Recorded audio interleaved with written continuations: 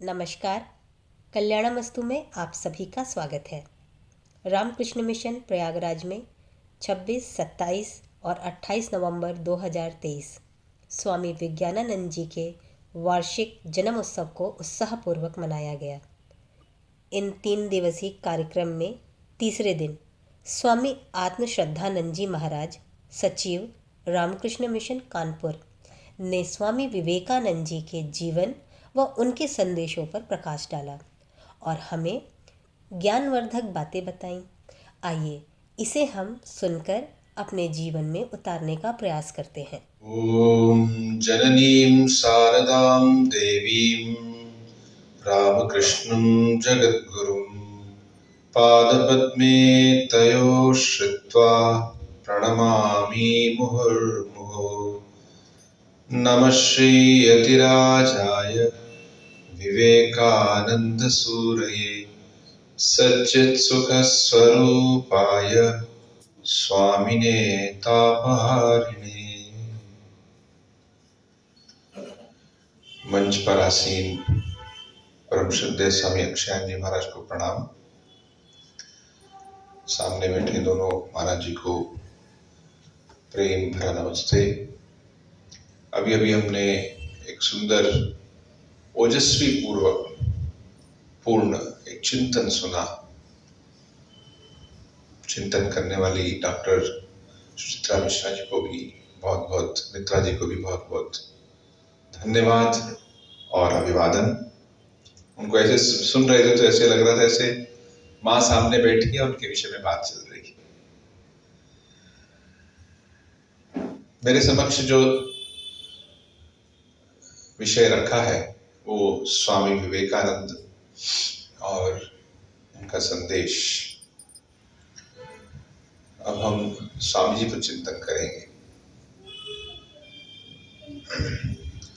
आप में से कुछ लोग जानते होंगे स्वामी जी के जीवन की एक घटना। जब स्वामी जी अमेरिका गए तो उनके पास कोई परिचय पत्र नहीं था। जब पहले पहुंचे शिकागो, कुछ दिन रहे और देखा कि अभी तो समय है, सर्वधर्म महासभा जो होनी थी, तो वो वहां से कुछ दूर एनिस्क्वैम विलेज वहां पे चले गए। उसके पीछे एक लंबी कहानी है। फिर वहां से उनको और एक नगर में जाने का अवसर हुआ, जहां पर उनकी एक भेंट हुई एक प्रोफेसर से, वो डॉक्टर राइट। तो उन्होंने जब पूछा, स्वामी जी आप यहाँ अमेरिका में किस चीज को लेके आए, किस उद्देश्य से? जब स्वामी जी ने धर्म महासभा की बात कही और कहा कि मेरे पास तो परिचय पत्र नहीं है, तो मैं कैसे उसमें जाके भाग लूंगा, तब उन्होंने एक बात कही थी, to ask you Swami your right to speak is like asking the sun its right to shine. अर्थात आपसे कहना कि आप बोल सकते हैं उस धर्म सभा में या नहीं, ऐसा ही है जैसे सूर्य से पूछना कि सूर्य क्या आपको चमकने का अधिकार है। तो ऐसे ही वो इतना एक नैसर्गिक है, इतना स्वतः एकदम सरल है कि स्वामी जी का जो उनकी विद्वता, उनका जीवन हमारे समक्ष इतना स्पष्ट रूप से दिखाई दे रहा। अगर वो नहीं बोले तो कौन बोलेगा? तो मानो स्वामी जी एक प्रकार से, हम अगर देखें तो एक जैसे सूर्य जैसे। अब सूर्य की किस आयाम को लेकर चर्चा करें? अब सूर्य नहीं है तो हमारा जीवन नहीं है। अगर सूर्य को देखें तो एक नाम है उनका दिनकर, प्रभाकर। अब सूर्य आते हैं तो दिन होता है, फिर रात होती है जब वो चले जाते हैं। इसीलिए हमारी वैदिक परंपरा में सूर्य का एक बड़ा महत्व है। सूर्य को मानो ईश्वर का ही एक रूप माना जाता है। जो गायत्री मंत्र है उसमें भी सूर्य की उपासना है। तो उसी प्रकार से ये जो सूर्य है उससे गर्मी मिलती है, उससे पौष्टिक तत्व मिलते हैं, उससे जीवन चलता है। एक बड़ी प्रसिद्ध किताब थी, उसमें एक वैज्ञानिक ने कहा था कि हम जब खाते हैं असल में हम सूर्य को ही खाते हैं। कैसे? बोले सूर्य की किरणों से पौधे बढ़ते हैं, फिर पौधों को आ, आ, उसका आगे जो उन्होंने पूरी फूड चेन की बात की और अंत तक बोले हम जो कर रहे हैं हम सिर्फ सूर्य की ही बात कर रहे हैं। तो ऐसे ही स्वामी जी के जीवन चरित्र दोनों में कितने आयाम हैं। अब कौन से आयाम को लेकर हम अपना चिंतन करें? हाँ, हम स्पर्श कर सकते हैं थोड़ा थोड़ा मानसिक रूप से। स्वामी जी एक महान विचारक थे। उनकी विचार की दुनिया में जो उनका अवदान है वो अभूतपूर्व है। ऐसे ही स्वामी विवेकानंद एक महान राष्ट्रवादी थे। जो भारत के विषय में उनका प्रेम था वो ऐसा अद्भुत प्रेम था कि जिसने भी उस प्रेम को थोड़ा सा भी स्पर्श पाया उसका, तो उसके जीवन में भी वो प्रेम मनोदित हो गया।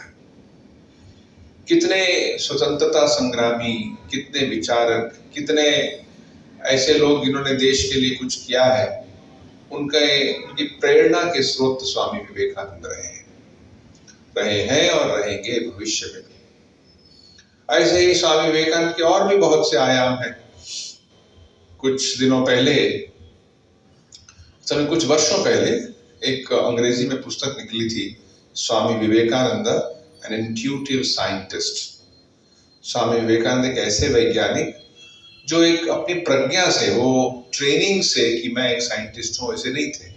उन्होंने कोई साइंस की एक लैब में जाके काम किया हो, कुछ साइंस उस तरह से उसको लेके समझा हो, ऐसा नहीं था। लेकिन उनकी जो अंडरस्टैंडिंग थी, जो उनका साइंस के प्रति जो उनकी बातें हम ज्ञान योग या फिर अन्य ग्रंथों में पाते हैं, राजयोग में भी पाते हैं, कुछ अन्य प्रवचनों में भी पाते हैं, उसको लेके ये पुस्तक की गई। और ये पुस्तक बहुत ही अपने आप में पॉपुलर हुई। डॉक्टर टीजी के मूर्ति जो इसरो के एक डिपार्टमेंट के डायरेक्टर रहे हैं, अभी भी हैं, वो आश्रम के भक्ति हैं, उन्हीं के द्वारा वो लिखित किताब है। उसी पर अभी 5 एपिसोड की एक फिल्म भी बनी, Swami Vivekananda an intuitive scientist. वो यूट्यूब पे है, जो देखना चाहते हैं देख सकते हैं। तो वो भी उनके एक जीवन का एक आयाम है। और एक आयाम है कि उनकी जो विचारधारा, कैसे मैनेजमेंट के जो लोग होते हैं, प्रबंधन की दुनिया, कैसे स्वामी जी की सर्वेंट लीडरशिप आइडिया जो आजकल प्रबंधन के युग में या प्रबंधन के टेक्स्ट बुक्स में है, तो स्वामी विवेकानंद ने इसकी बात तो इतनी पहले ही कह दी थी। हमने और भी एक उनका अवदान सुना था, वो था Swami Vivekananda contribution to neuroscience. आजकल जो न्यूरो साइंस की बात होती है, अब हम यहाँ आश्रम में बैठे हैं, इस पवित्र स्थान पे हैं। मैं इन सब चीजों की चर्चा न करके स्वामी विवेकानंद के आध्यात्मिक जीवन, उनके आध्यात्मिक व्यक्तित्व की बात करते हैं। स्वामी विवेकानंद के आध्यात्मिक व्यक्तित्व को अक्सर लोग थोड़ा सा ओवरलुक कर जाते हैं। बोले ठीक है, वो तो एक महान विचारक थे, वो एक समाज सुधारक थे, उन्होंने संस्थाएं बनाई जैसे रामकृष्ण मिशन, जैसे उनके विचारों से और भी बहुत कुछ, जैसे विवेकानंद केंद्र, इवन बहुत सी बातें जो राष्ट्रीय स्वयंसेवक के हैं वो भी स्वामी विवेकानंद से ही अपनी प्रेरणा लेते हैं बहुत सी बातों में। तो ऐसे बोलते स्वामी विवेकानंद को उस दृष्टि से देखते हैं, ठीक है, वो भी, उसमें भी सच है। लेकिन स्वामी विवेकानंद का जो आध्यात्मिक व्यक्तित्व है, उनकी जो एक आध्यात्मिक उपलब्धियां हैं, हम अक्सर मानो थोड़ा सा उस पर कम जोर देते हैं। लेकिन हमें इस पे अपने आप को याद करवाना चाहिए कि स्वामी जी कोई साधारण मनुष्य नहीं थे। अगर उनके जीवन के बहुत ही प्रारंभिक घटनाओं को देखें, उनका जन्म ही एक दैवी घटना है। हम जानते हैं उनकी माता श्री भुवनेश्वरी देवी, काशी में जो एक प्रसिद्ध आत्मवीरेश्वर शिव मंदिर है, गंगा जी के पास में ही है। तो वहां पर उन्होंने 1 साल तक अपनी किसी मौसी या बुआ से बोलकर वहां पे तब अपनी पूजा करवाती थी हर सोमवार को, और इधर वो व्रत रखती थी। तो ऐसी एक पवित्र भावना से उनका जब जन्म हुआ, और तब उनकी माँ को भी मानो एक दर्शन आए कि भगवान शिव ही किसी रूप में उनके यहाँ जन्म लेंगे। हाँ, तो हम तो अक्सर मानते हैं कि स्वामी विवेकानंद मानो शिव स्वरूप ही थे, और कितने ही लोग हैं जिनको इस प्रकार से जो उनके गुरु भाई थे उनको भी अनुभव होता था कि मानो वो शिव स्वरूप ही है। तो वहां से हम प्रारंभ करें, उनकी आध्यात्मिक व्यक्तित्व की ओर देखें। जब छोटे बच्चे थे तब, जैसे छोटे बच्चे आजकल के बच्चों को क्या होता है, उनको होता है कि हमें मोबाइल में देखना है, कोई फिल्म देखनी है, स्पोर्ट्स देखनी है। अब लेकिन उनका रुझान कहाँ देखते हैं, ध्यान करना है। कैसी अद्भुत बात है, वो कहाँ से आए थे वो, जो व्यक्ति इतना छोटा होते हुए भी ध्यान करना चाहता है। और वो ध्यान में भी ऐसा नहीं कोई सिर्फ एक प्रकार का कोई अभिनय कर रहे हैं। वो ध्यान में जब बैठते हैं तो एक प्रसिद्ध घटना है, जब उनके घर के ऊपर के कमरे में वो और उनके मित्र कुछ बैठ के ध्यान कर रहे थे। अब होता है ना बच्चों का खेल, चलो खेल खेल में कुछ करते हैं। तो उस खेल में वो बैठे हुए थे, ध्यान कर रहे थे, और सामने एक सांप आ गया। बच्चे तो घबरा के भाग गए, लेकिन नरेन, जैसे स्वामी जी को हम पहले जानते हैं, नरेन वैसे ही बैठे हुए, उनकी आंखें खुली ही नहीं। बाकी लोग आतंकित हो गए, क्या होने वाला है, लेकिन कुछ नहीं। थोड़ी देर बाद वो सांप चला गया। शायद वो शिव जी का ही सांप था, तो शिव जी का दर्शन करके चला गया। तो स्वामी जी के बड़े हैरान हुए, लोग क्यों मेरे आसपास खड़े हैं।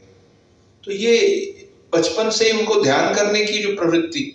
फिर जब वो श्री रामकृष्ण देव के पास जाते हैं तो श्री रामकृष्ण देव उनसे पूछते हैं बात, अच्छा तुम जब सोते हो, क्या तुम सोने से पहले आंखों के बीचों बीच भ्रो में क्या तुम कुछ प्रकाश देखते हो? बोलते हैं हाँ देखता हूं। तब तक उन्हें पता नहीं था कि ये सिर्फ वो ही देखते हैं। वो सोचते थे सभी लोग जब सोने जाते हैं तो पहले कोई प्रकाश देखते होंगे। और श्री रामकृष्ण देव कहते हैं ये एक ध्यान सिद्ध पुरुष का लक्षण है। तो एक तरफ ये भी एक घटना है, और एक घटना है जब श्री रामकृष्ण देव को दर्शन होता है कि वो सप्तऋषि मंडल में चले गए हैं, और एक ऋषि से कहते हैं कि मैं जा रहा हूं, तुम भी आओ। और वही ऋषि बाद में श्री रामकृष्ण देव कहते हैं वो स्वामी विवेकानंद थे। तो उनके जीवन की जो कड़ियां हैं बहुत सी चीजों से जुड़ती हैं। भगवान शिव से जुड़ती है, सप्तऋषियों से जुड़ती है, एक ध्यान सिद्ध पुरुष के रूप में जुड़ती हैं। कभी किसी ने स्वामी जी से पूछा था कि आप अपने पूर्व जन्मों के बारे में जानते हैं? स्वामी जी ने कहा था हाँ, लेकिन मैं इसके विषय में कुछ कहूंगा नहीं। तो कुछ अद्भुत चीज तो यहीं से हमें ज्ञात हो जाती है कि उनका आध्यात्मिक गहराई कितनी थी। और आगे बढ़ते हैं, जब वो श्री रामकृष्ण देव के पास जाते हैं, और इस तरफ एक वैचारिक कोई वाद विवाद नहीं हुआ था कि जाके अपने गुरुदेव से कुछ बातें कहना कि ये ठीक नहीं है, आपको क्या दर्शन होते हैं, आपने भगवान देखा है कि नहीं देखा, मुझे इसमें शंका, ऐसा नहीं था। वो एक आध्यात्मिक यात्रा थी। जब उनको श्री रामकृष्ण देव, एक उनको राम मंत्र मिलता है, तो वो राम जपते ही रहते हैं, पूरा रात पूरा दिन, कितने दिन जपते ही रहते हैं। फिर जब वो ध्यान के लिए बैठते हैं, उन्हें जब एक समाधि का अनुभव होता है, उनके एक गुरु भाई आके श्री रामकृष्ण देव को कहते हैं, अच्छा नरेन को क्या हुआ, लगता है वो तो मृत प्राय हो गया है। बोले अच्छा, उसको निर्विकल्प समाधि हुई है, बहुत अच्छा, उसने मुझे बहुत तंग किया था इसके लिए। जैसे बच्चे अपनी माँ को तंग करते हैं, मुझे आइसक्रीम चाहिए, अमुक चाहिए, और इन्होंने वैसे ही श्री रामकृष्ण देव से उस महानतम आध्यात्मिक अवस्था के लिए प्रार्थना की थी। तो ये कोई साधारण बात नहीं है, कोई व्यक्ति को वो अनुभव हुआ हो। अच्छा, वो अनुभव सिर्फ वहीं पे समाप्त हो गया, वैसा नहीं है। उनको अनुभव पुनः होते हैं जब वो देश में विभिन्न स्थानों पर संचार करते हैं, परिभ्रमण करते हैं, तो समाधि में अक्सर लीन होते हैं, लेकिन कोई एक शक्ति थी, मानो उन्हें खींच के लेके आती थी। वो स्वयं कहते हैं कि कोई एक शक्ति थी, मुझे खींच के लेके आती है, नहीं तुम्हें कुछ करना है। हम उस शक्ति को धन्यवाद देते हैं कि उनको खींच के ले आई और उनको जो काम करवाना था, जिसे हम कहते हैं कि हिंदू धर्म का जो ये सनातन धर्म को पाश्चात्य देशों में ले जाना, फिर रामकृष्ण मिशन की स्थापना करना, एक इतना बड़ा भाव आंदोलन का प्रारंभ करना और अनगिनत मनुष्यों के जीवन का वो एक ध्रुव तारा बन जाते हैं, तो हम उस शक्ति के लिए बड़े धन्यवादी हैं, क्योंकि उन्होंने स्वामी जी को ध्यान नहीं करने दिया और वो खींच के ले आए। उन्हीं के कारण आज हम यहाँ बैठे हुए हैं। तो जब वो अमेरिका में जाते हैं, बहुत जगहों पे उन्हें उसी प्रकार से अनुभव होते हैं। जब वो थाउजेंड आइलैंड पार्क में रह रहे होते हैं, न्यूयॉर्क के पास में, उनको गए हुए 2-2.5 साल हो गए होते हैं। 1883 में गए थे, 93 में, और 95 के लगभग जब बहुत क्लांत अनुभव करते हैं, क्योंकि इतनी यात्रा, इतना मिलना, इतना इधर उधर जाना, इतना बोलना एक मानवीय शरीर के लिए बड़ा मुश्किल है। फिर भी उन्होंने एक बड़े अद्भुत कार्य किए, और जब वो थक गए तो उन्हीं की एक शिष्या ने, मिस वाल्डो ने कहा कि मेरा एक घर है जो थाउजेंड आइलैंड पार्क नाम के द्वीप में है, जो सेंट लॉरेंस रिवर है, जो नदी है उसमें स्थित है। उसमें बहुत से द्वीप हैं, उसमें एक ही छोटा सा द्वीप है, वहां पे उनका घर। और उन्होंने कहा आके कुछ दिन हमारे यहाँ रहिए। अब देखिए, उस समय तक कोई वेदांता सोसाइटी नहीं थी, कोई आश्रम नहीं थे, कोई हिंदू मंदिर नहीं थे। आज आप जाए अमेरिका में, बहुत से हिंदू मंदिर हैं, बड़े बड़े मंदिर हैं, बहुत सी ऐसे स्थान हैं जहाँ पे लोगों को लगता है कि क्या हम भारत में या अमेरिका में, ऐसा भी फीलिंग होता है। लेकिन उस समय ऐसा कुछ भी नहीं था। तो स्वामी जी उनके बात को सहर्ष स्वीकार कर लेते हैं। वो अपने घर में कुछ परिवर्तन लाती हैं, जिससे कि स्वामी जी को वहां रहने में कोई असुविधा ना हो। कुछ नई कंस्ट्रक्शन, कुछ रेनोवेशन करवाती हैं, और स्वामी जी वहां 2-2.5 महीने रहते हैं। उनके जो उद्गार उस समय उनके मुंह से निकलते थे, उनके साथ जो शिष्य नीचे, वो ऊपर रहते थे, पहले फर्स्ट फ्लोर पे, वो नीचे रहते थे, बाकी लोग वो उनको नोट कर लेते थे, जो बाद में इंस्पायर्ड टॉक्स देववाणी के रूप में प्रकाशित हुए। उन्हीं दिनों में एक दिन स्वामी जी ऐसे ही करते करते उसके पास में ही एक ओक ट्री, ओक जाति का एक जो पेड़ है, उसके नीचे बैठ के ध्यान में लीन हो गए। और वो ऐसे लीन हुए कि अब आसपास के लोगों को तो अनुभव नहीं था कि वो कहाँ चले गए। मतलब वो भी बैठे बैठे उनको लगा शायद स्वामी जी ने शरीर छोड़ दिया है, वो घबरा गए। स्वामी विवेकानंद जब आंखें नहीं खोल रहे तो लोग इधर उधर घूमने लगे, कहने लगे क्या हो गया। तो थोड़ी सी एक आवाज हुई, जो इस महिला ने देखा था वो भाग के घर से बाकी लोगों को बुला के लेके आई, शायद स्वामी जी चले गए हैं। तो जब आए तो लोग खड़े हुए थे, तो इस दौरान जब किसी ने बुलाया, धीरे धीरे मानो उनका मन नीचे आया, और वो स्वामी विवेकानंद ने जब देखा कि चारों लोग खड़े हुए हैं, तो उन्हें थोड़ी सी आत्मग्लानि हुई, ओहो मैंने आप सबको मुश्किल में डाल दिया, घबराइए मत, मैं आपके देश में अपना शरीर नहीं छोड़ूंगा। और इस घटना की प्रामाणिकता इतनी महत्वपूर्ण है कि स्वामी जी की जीवनी में आता है कि उनके उस समय जब वो बैठे ध्यान कर रहे थे, उस समय एक छोटा सा बादल वहां से गुजरा, और बादल से थोड़े से बूंदें गिरी, और वो स्वामी जी के चेहरे पे गिरी। तो वो जो गिरी, इसका प्रमाण इसमें है कि वहां पे एक नेवल बेस है, उस टापू में छोटा सा नेवल बेस है, जो सारी मानसून की जितनी भी गतिविधियां होती हैं अपने रजिस्टर में नोट करते थे। और उन्होंने उस समय नोट किया हुआ है, उस वर्ष, उस महीने, उस डेट को ये कुछ बूंदें गिरी थी। और वो जो रिकॉर्ड रखा हुआ है, वो रिकॉर्ड आज से लगभग 10 साल या 12 साल पूर्व उन लोगों ने इतने दिन प्रिजर्व रखा हुआ था। उन्होंने उसे हमारे न्यूयॉर्क वेदांता सोसाइटी को प्रेजेंट कर दिया। तो उससे क्या है कि स्वामी विवेकानंद का जो अनुभव उसमें लिखा हुआ बड़ा प्रामाणिक है। उसके लिए एक छोटा सा फंक्शन किया गया, कहा गया कि हाँ, हमारे इस छोटे से टापू पे स्वामी विवेकानंद आए, रहे, इसको मानो एक तीर्थ स्थान बना दिया। अभी वो जो जिस मकान में स्वामी जी रहे थे वो न्यूयॉर्क वेदांत सोसाइटी का ही एक हिस्सा है, तो वो लोग उसको मेंटेन करते हैं, उसकी सफाई, उसकी देख रेख रखते हैं। साल में 1-2 बार वहां पे कुछ स्पिरिचुअल रिट्रीट बना उसका व्यवस्था होती है, जिसमें बहुत से लोग उत्सुक रहते हैं जाने के लिए, इसलिए वो ज्यादा अनाउंस नहीं करते क्योंकि जगह उतनी है नहीं वहां पे। तो यहाँ पे हम देखते हैं कैसे स्वामी विवेकानंद का एक अनुभव, ऐसे और भी कुछ स्थानों पर अमेरिका में स्वामी जी मानो बोलते बोलते या इधर उधर घूमते बैठे और वो समाधि लीन हो जाते थे। एक स्वामी जी के शिष्य थे, उसका एक अलग कहानी है। उनका नाम था स्वामी अशोकानंद जी। अशोकानंद जी महाराज लगभग 35-40 साल अमेरिका में थे। उससे पहले वो वहां जाने से पहले कुछ वर्ष वो मद्रास में रहे। तो उनका एक भाषण है जिसमें वो कहते हैं कि मैं मद्रास में था, मैं उन ऐसे लोगों को मिला था जो स्वामी विवेकानंद से मिले थे। और उसमें से कुछ लोग कहते थे, विशेषकर एक व्यक्ति का उन्होंने उदाहरण कहते हुए कहा कि स्वामी विवेकानंद मानो ऐसे भाव में रहते थे, कभी कभी चलते चलते ही उनकी आंखें बंद हो जाती थी, जैसे वो समाधि में चले गए, पता नहीं कैसे चल रहे हैं।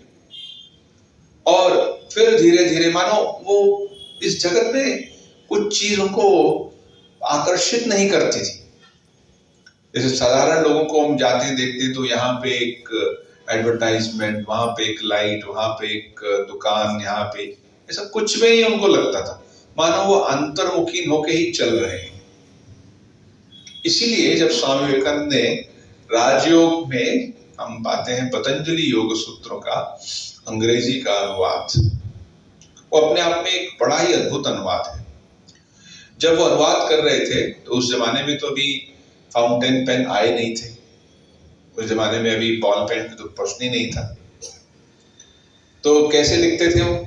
जब स्वामी जी के साथ में एक महिला थी जो सब समय जब स्वामी जी कहते थे हाँ अब इसका अनुवाद होगा, तो पहले तो उन्होंने वो संस्कृत के जो सूत्र है वो मंगवाए। ये भी आजकल के पीढ़ी में अक्सर समझ नहीं आता, हम तो सोचते हैं हम कुछ भी डाउनलोड कर सकते हैं। तो उस समय तो पुस्तकों को प्राप्त करना बड़ा मुश्किल होता था, बड़ी मुश्किल से पतंजलि योग सूत्र मंगवाए और स्वामी जी धीरे धीरे उसको ट्रांसलेट करते थे। जैसे एक सूत्र है उसको उन्होंने पढ़ा और जब उसका ट्रांसलेशन लिखना होगा तो कई बार वो जो महिला है अपने संस्मरणों में कहती है कि मानो स्वामी जी आंखें बंद करके गहरे चिंतन में डूब जाते थे। तो कहीं से हठात कहीं से उनको ठीक शब्द मिला, ठीक उसको अच्छा ऐसे होना चाहिए, इसका इंसाइट ये है करके फिर बोलते थे और वो लिखते थे। इस प्रकार से वो पूरे योग सूत्र उनका ट्रांसलेशन हुआ। तो मानो एक प्रकार से वो एक आध्यात्मिक चिंतन था। तो उस किताब को पढ़ के ना जाने कितने लोगों ने आध्यात्मिक जीवन को अपनाया है।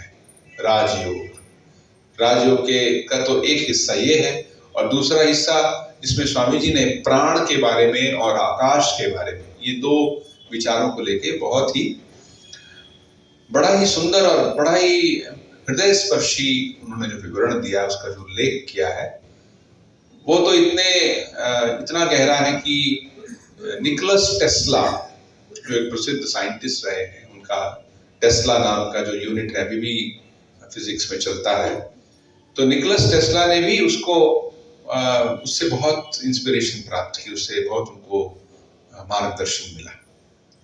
तो स्वामी विवेकानंद ने को हम जब आध्यात्मिकता की बात कर रहे हैं, एक तो उनका ध्यान की जो प्रवृत्ति थी वो अद्भुत थी। गिरीश चंद्र घोष एक इस विषय में एक बार कहते हैं कि तब श्री रामकृष्ण देव ने महासमाधि प्राप्त की और हम लोग रहते थे बरानगर में, बीच बीच में मैं जाता था, तो एक दिन हमने सोचा चले दक्षिणेश्वर चलते हैं, मंदिर दक्षिणेश्वर का मंदिर। तो वहां गए और वहां बगीचे में, वहां जो गंगा का किनारा है तट पे, वहां बैठ के उन्होंने सोचा आप बैठ के हम ध्यान करेंगे। तो हम दोनों बैठ गए, ध्यान कर रहे हैं। गर्मी थी बहुत, तो हमने शॉल वगैरह था या जो भी शर्ट थी, जो बनियान थी, वो निकाल दी। बहुत गर्मी थी। बोले लेकिन अब गर्मी तो ठीक है, लेकिन साथ में बहुत मच्छर भी बहुत है। तो थोड़ी देर तो बैठे, लेकिन फिर उनको मच्छरों ने तो तंग करने लगे। तब उन्होंने नरेन की ओर, या जो भविष्य में स्वामी विवेकानंद बने, उनकी ओर देखा तो बोला उनका पूरा शरीर जैसे कंबल डाल दिया हो, इतने मच्छरों से भरा हुआ है और वो निस्पंद है। पता नहीं कौन से जगत में वो डूबे हुए हैं। सोच के देखिए, ये कोई साधारण बात नहीं है कि एक व्यक्ति का मन इतना शरीर से मुक्त है, अनासक्त है, कि कहाँ गहराई में चला गया। और ये जो उनकी गहराई में जाने की ये जो प्रवृत्ति है, हम देखते हैं जब जिस दिन उन्होंने इस धरा को छोड़ा, इस भौतिक शरीर को त्याग दिया, उस दिन भी वो सुबह लगभग 3 घंटा ध्यान में मग्न रहे। वो गए, मंदिर बंद कर लिया, वहां बैठ गए। अब अंदर क्या हुआ मालूम नहीं, लेकिन सबको मालूम है कि स्वामी विवेकानंद हर रोज जाके ध्यान करते थे। और वो ध्यान के साथ साथ उनके अंदर का जो भाव था, वो भी हम साथ में देखते हैं कि एक बार एक उनकी स्वामी विवेकानंद के एक शिष्य ने इसको उल्लेखित किया है कि कैसे उन्होंने देखा, एक बार स्वामी जी श्री रामकृष्ण देव की पूजा कर रहे हैं। तो पूजा में हम तो जो एक साधारण एक साधक है, वैसे साधक जो होता है साधारण नहीं होता, फिर भी जो एक अच्छा साधक है वो क्या है, जो उसकी चीजें होती हैं, जितने भी सोपान होते हैं कि पहले अंगद न्यास, कर न्यास, फिर उसको जो भी उसको करना होता है वो करता है। लेकिन देखा स्वामी विवेकानंद पूजा करने की जो पुजारी की जो सीट है वहां आए बैठे और मानो गहरे ध्यान में डूब गए। पहले कुछ छोटा मोटा कुछ किया, फिर गहरे ध्यान में डूब गए। बहुत देर बाद जब उनका ध्यान टूटा, उन्होंने सारे फूल चंदन मिला के उठा के ठाकुर जी को ऑफर कर दी। बस पूजा हो गई। अब ये एक सिद्ध पुरुष की पूजा है। हम इसका इस प्रकार से कोई नकल नहीं कर सकते। अच्छा उन्होंने की थी हम भी करेंगे, ऐसा नहीं है। उनका भाव इतना गहरा था, वो जब ध्यान में डूबे हैं तो इतना गहरा डूबे। और उनकी जो आध्यात्मिकता थी, उनकी जो स्पिरिचुअल डेप्थ जिसको हम कहते हैं, वो ऐसी, उसी से सारा कुछ निकला है। जब वो बोलते हैं कि हमें सेवा करनी चाहिए, तो ये सिर्फ सामाजिक सेवा नहीं है, ये एक आध्यात्मिक सेवा है। व्यक्तियों को विभिन्न स्तरों पर जो सेवा की, उन्होंने जब आदर्श रखा रामकृष्ण मिशन के सामने, आत्मनो मोक्षार्थम जगत हिताय च, तो ये आत्मनो मोक्षार्थम वाली बात भी जब रखी, उसमें तो बहुत स्पष्ट है वो एक आध्यात्मिक जीवन की बात हो रही है। या व्यक्ति कहे कि मुझे मुक्ति चाहिए, आत्मनो मोक्षार्थम, मोक्ष चाहिए, वह आध्यात्मिक जीवन की बात है। और साथ में कहा जगत की जो सेवा है, जगत का जो हित करना है, उसके लिए भी उन्होंने हमारे सामने भाव रखा। शिव ज्ञान से जीव सेवा, सभी के अंदर एक भगवान शिव है या ईश्वर है या नरी है, नारायण है, किसी भी नाम दे दीजिए, वो वही एक दिव्य तत्व है, वही चैतन्य है। उस चैतन्य को मन में रख के दूसरों को सेवा करो। ये एक आध्यात्मिकरण है सेवा के पूरे प्रकल्प का, आध्यात्मिकरण। ये भी एक प्रकार का एक पूजा है। सिर्फ पूजा मंदिर तक सीमित नहीं है। हम दूसरों को किसी भी रूप से उनकी पूजा करते हैं, कैसे, चाहे उनको हम खाना दें, चाहे उनको जो उनकी शारीरिक आवश्यकता है उसे पूर्ण करें। रामकृष्ण मिशन कितना कार्य करता है इस विषय को लेकर। हर महीने कितने लोगों को कितनी प्रकार की इस तरह की चीजें दी जाती। सिर्फ इतना ही नहीं, और उनकी सेवा एक बौद्धिक रूप से करें, चाहे किसी को उसके लिए लाइब्रेरी की व्यवस्था हो, या उनके लिए कुछ क्लास ले रहे हो, या आजकल जो बहुत से यूट्यूब के वीडियोस हैं जिसमें बहुत से स्वामी जी लोग जब यूट्यूब के वीडियोस उनके मिलते हैं, बहुत से लोग उनसे लाभान्वित होते हैं। वो अपने जीवन का एक नया उनको एक मार्गदर्शन मिलता है। या फिर आध्यात्मिक सेवा हो, कोई बैठ के जप करे, ध्यान करे, कोई पारायण करे, कोई बैठ के अपने अंदर का एक विचरण करे कि मैं कौन हूँ, कहाँ से आया हूँ, मेरे जीवन का लक्ष्य क्या है, या ईश्वर की उपासना करे, आराधना करे। किसी भी रूप में करे, बोले सारी की सारी सेवा ही है। सेवा सिर्फ एक बहुत ही सीमित अर्थ में ना लेके बहुत व्यापक अर्थ में स्वामी विवेकानंद ने हमारे समक्ष रखी। तो उनके एक आध्यात्मिक व्यक्तित्व के बारे में हम जो चिंतन कर रहे हैं, तो चारों योगों का उनमें अभिव्यक्ति पाते हैं। चाहे वो कर्म योग हो, अब स्वामी विवेकानंद जैसा कर्मयोगी का हम अपने कोई सुना ही नहीं होगा। जो व्यक्ति इतना उनके जीवन के लास्ट जो पिछले जो 9 या 10 साल थे, वो इतने कर्म में इतने कर्मठ थे वो, कि कभी कभी लगता है कि एक व्यक्ति में इतनी शक्ति कहाँ से आई। मुझे याद है हमारे IIT मद्रास में एक सज्जन जो प्रोफेसर है, वो कहते थे एक व्यक्ति 40 साल के कम उम्र में इतना कुछ कैसे करके चला गया, समझ नहीं आता। फिर दूसरा, वो अब मैं कर्मयोग के बारे में खरी बात नहीं करूं, सिर्फ एक स्पर्श करके आगे बढ़ रहे हैं कि कैसे राजयोग, हमने अभी भी उन्हें ध्यान के सिद्ध होने की बात कही।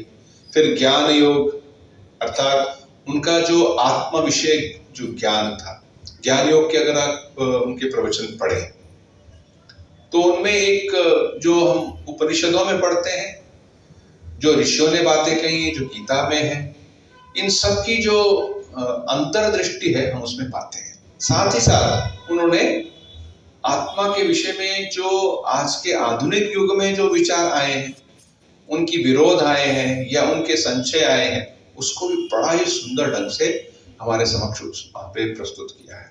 या फिर उनके वो, अगर हम स्वामी विवेकानंद को एक भक्त के रूप में देखें, वो भी अद्भुत है। चाहे वो श्री रामकृष्ण देव की भक्ति हो या माँ शारदा की प्रति भक्ति हो, या फिर उनके जो स्तोत्र रचना, उन्होंने भगवान शिव पे स्तोत्र रचना की, या फिर अन्नपूर्णा पे स्तोत्र रचना, कितने अम्बा स्तोत्रम जो उनका है, और भी कितने स्तोत्रों की रचना की। तो सब और पाते हैं स्वामी जी का एक सर्वांगीण एक व्यक्तित्व है, जिसमें इन योगों का, 4 योगों की जो बात स्वामी विवेकानंद ने कही, इनका वो एक मूर्तिमान स्वरूप हमारे सामने थे।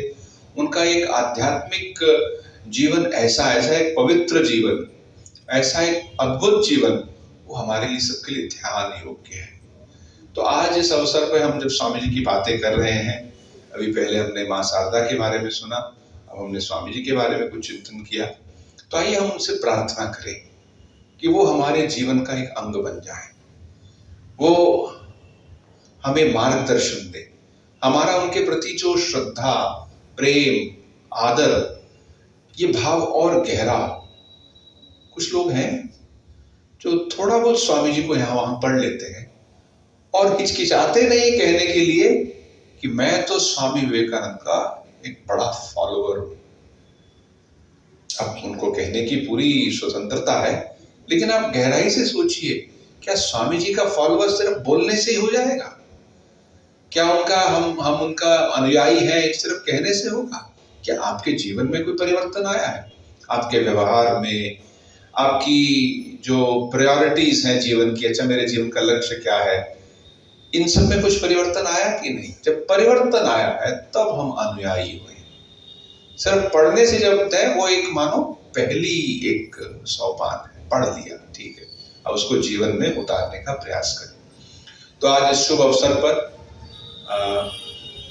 मेरा स्वामी अक्षरानंद जी महाराज से बहुत बहुत को मैं प्रणाम करता हूँ, धन्यवाद कि उन्होंने मुझे यहाँ बोलने का अवसर दिया। आप सब ने मनोयोग से सुना, इस शुभ विषय पर कुछ हमने चिंतन किया, इसलिए सभी को बहुत बहुत धन्यवाद। नमस्ते। आशा है आप सभी ने स्वामी जी की ज्ञानवर्धक बातें सुनी और उन्हें अपने जीवन में अपनाकर अपने जीवन को प्रकाशमय करने का एक रास्ता पाया है।